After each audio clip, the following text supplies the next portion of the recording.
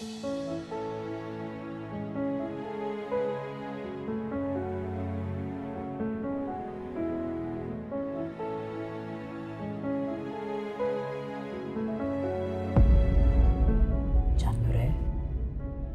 ಏನು ಯೋಚನೆ ಮಾಡ್ತಿದ್ದೀರಿ?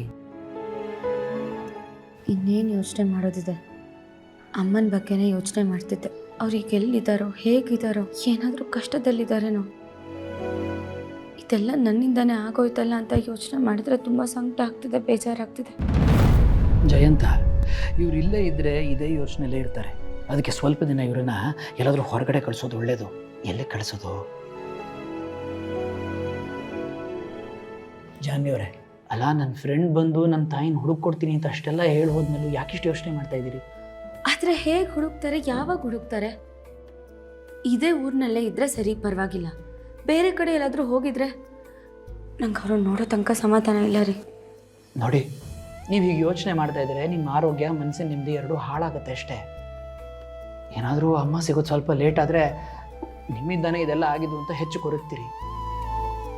ಆಮೇಲೆ ನನಗೆ ನಮ್ಮ ಅಮ್ಮನಿಂದ ನಿಮ್ಮ ಸುಖನೆಲ್ಲ ಕಿತ್ಕೊಂಡ್ಬಿಟ್ಟೆ ಅಂತ ಗಿಲ್ಟ್ ಕಡಕ್ಕೆ ಶುರುವಾಗತ್ತೆ.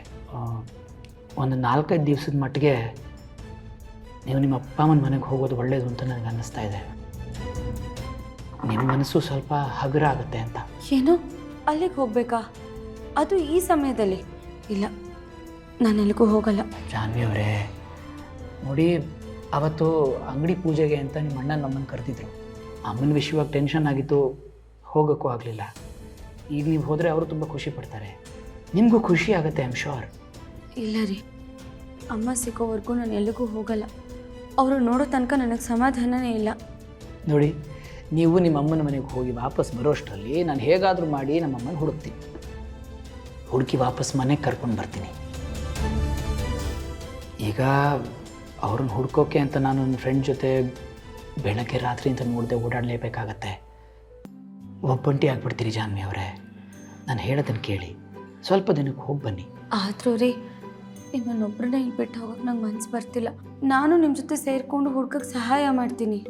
ಯಾವ ಸಹಾಯನೂ ಬೇಕಿಲ್ಲ. ನಮ್ಮಮ್ಮನ ನಾನು ಹುಡುಕ್ತೀನಿ. ನಾನು ಗೂಂಡು ಕಲ್ಲು ಹಂಗೆ ಸೇಫಾಗಿರ್ತೀನಿ. ನೀವೇನೂ ಟೆನ್ಷನ್ ಮಾಡ್ಕೋಬೇಡಿ. ಡ್ರೈವರ್ಗೆ ಹೇಳಿ ಕಾರ್ ರೆಡಿ ಮಾಡಿಸ್ತೀನಿ. ಹೋಗಿ ರೆಡಿಯಾಗಿ.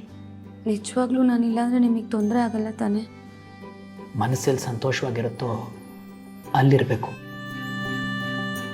ಹೋಗಿ ಬನ್ನಿ. ಸರಿ, ಹೊರಡ್ತೀನಿ ಹಾಗಿದ್ರೆ.